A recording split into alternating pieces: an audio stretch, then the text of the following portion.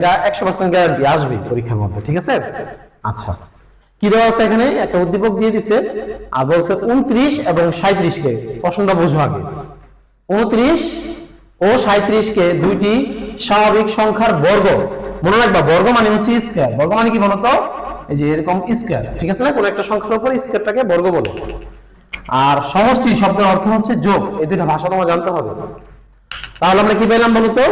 এই দুটো সংখ্যাকে এমন ভাবে ভাঙতে হবে যেন স্কয়ার থাকে এবং মাঝখানে একটা কি থাকে? প্লাস থাকে।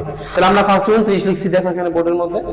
29 কে ভাঙা যায় না, 25 যোগ 4, 25 আর 4 যোগ করলে 29 হয়।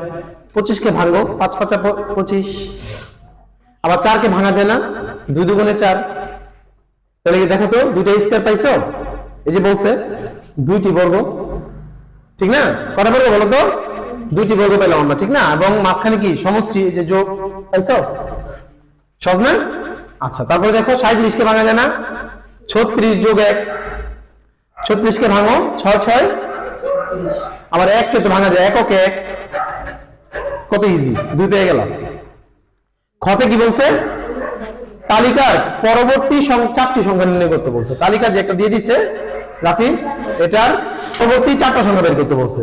তাহলে আমরা দেওয়া আছে লিখে আমরা সংখ্যাগুলো তুললাম 37 পর্যন্ত। তুলছি? আলিফ কথা বলবো। তারপর দেখো তো আমরা এবার টার্ম দিব। 5 এর সাথে 13, 13 এর সাথে 21, 21 এর সাথে 29, 29 এর সাথে 37 দিয়ে আমরা কি লিখবো? 13 থেকে 5 বিয়োগ করব, কত হবে? 21 থেকে 13 বিয়োগ করলে 29 থেকে 21 চলে গেলে, আবার 37 থেকে 29 চলে গেলে 8। প্রত্যেকবার পার্থক্য কত হইতেছে? লিখছি পার্থক্য 8। আচ্ছা, এখন খেয়াল করো, কয়টা সংখ্যা বের করতে বলছে তোমাকে? 4টি। পরবর্তী প্রথম সংখ্যা কি লিখবা? পরবর্তী প্রথম সংখ্যা, লাস্টের সংখ্যাটা কত আছে? 37টা লিখো। পার্থক্য কত আছে? 8 লিখো। যোগ করলে কত হয়? 45। আবার 45টা নিচে নিয়ে আসো, পার্থক্যটা আবার যোগ করো 53। 53 কে নিচে নিয়ে আসো, আবার এই পার্থক্যটা লিখো। যোগ করলে কত হয়? 61।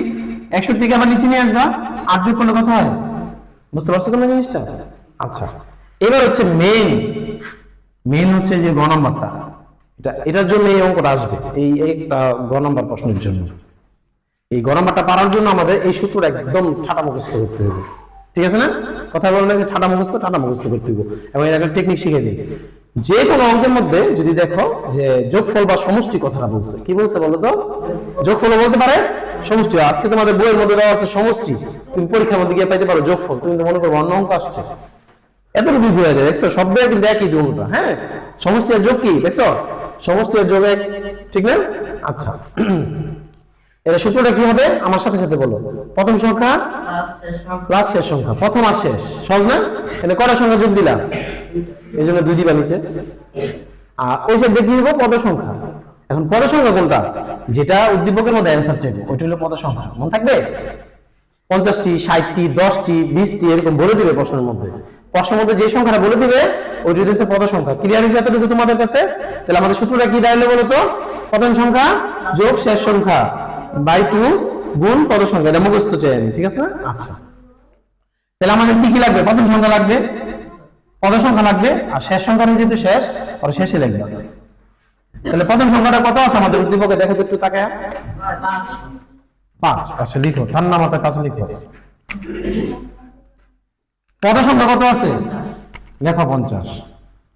এখন শেষ সংখ্যাটা কত? 37। আমি জানতাম প্রত্যেক বছর বলবেন এই উত্তরটাই দেয়, এই জন্য তোমাদের এটা জিজ্ঞেস করছি, আমি বলিনি কিছু। তুমি যেন বললা শেষ সংখ্যা 37, ঠিক আছে, কে বলছে শেষ সংখ্যা 37? দেখো না, ডট আছে, মানে 37 এর পরে আরো সংখ্যা আছে। 1 নাম্বার সংখ্যা হলো 5, 2 নাম্বার সংখ্যা হইতেছে 13, 3 নাম্বার সংখ্যা হইতেছে 21, 4 নাম্বার সংখ্যা হইতেছে 5 নাম্বার সংখ্যা হইতেছে মাত্র 5 নাম্বার সংখ্যা হলো 37। 50টা সংখ্যা যোগ দিতে বলছে, তার মানে 50 নাম্বার যে সংখ্যাটা আছে সেই হইতেছে শেষ সংখ্যা। বুঝতে পারছো জিনিসটা? তোমরা তো চোখে দেখতেছো এর মনে শেষ না, এনে শেষ না। তো এখানে তো মাত্র 5টা সংখ্যা। তোমাকে কি বলছে যে 5টা সংখ্যা যোগ করো? তোমাকে কি বলছে?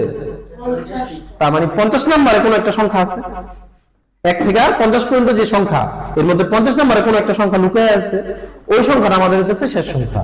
এত দূরের সংখ্যা আমি কেমনে বের করবো? দেখো আমাদের ডিফারেন্সটা কত বেরিয়েছিল? লেখো ঠান্ডা মাথায়, এটা একটু বোঝো ভালো করে। একটা ক দিবা, কি দিবা? ক। আচ্ছা, তুমি এই 8 কে যদি প্রথম সংখ্যার মতো বানাইতে চাই তাহলে কি করতে হবে? এখানে কত আছে? আর প্রথম সংখ্যা কত আছে? তাহলে ওরে যদি প্রথম সংখ্যার মতো তৈরি করতে চাই তাহলে কি করতে হবে আমাদের? এই তো তোমাদের কাছ থেকে উত্তরটা বের করলাম, ঠিক আছে না? আচ্ছা, আমি বললে তো আর বুঝতা না, তোমরা বলছো বুঝা বলছো, তাই না? 8 এর ক মানে এই প্রথম সংখ্যাটা 50 নম্বর সংখ্যা। 3 এর গুণ দাও, কত হবে? 400। 3 এর বিয়োগ করো 300। তার মানে কি শেষ সংখ্যাটা কে বলো তো? 397। বুঝতে পারছো? ঠিক আছে, চলো তাহলে এবার আমরা সমষ্টিটা নির্ণয় করি। সমষ্টির সূত্রটা আমরা যে মুখস্থ করলাম যেটা, সেটা এখন লিখলাম। আচ্ছা, লেখার পরে এখন কি করবা? প্রথম সংখ্যা তো তোমার বের করা আছে 5, লিখে ফেলাও। শেষ সংখ্যা কত দেওয়া আছে আমাদের? 397, এটাও লিখো। আচ্ছা, লিখলাম। নিচে 2 এর 2। কত সংখ্যা কত দেওয়া আছে আমাদের? 50। আচ্ছা, এবার খেয়াল করো তো, 2 দিয়ে যদি 50 কে কাটাকাটি করি তাহলে কত হবে? 25। এই দুটো যোগ করো, 402। 25 এর 25, দুটো গুণ দাও ক্যালকুলেটরের মধ্যে, 10,050 বের হবে। বুঝতে পারছো সব কথা?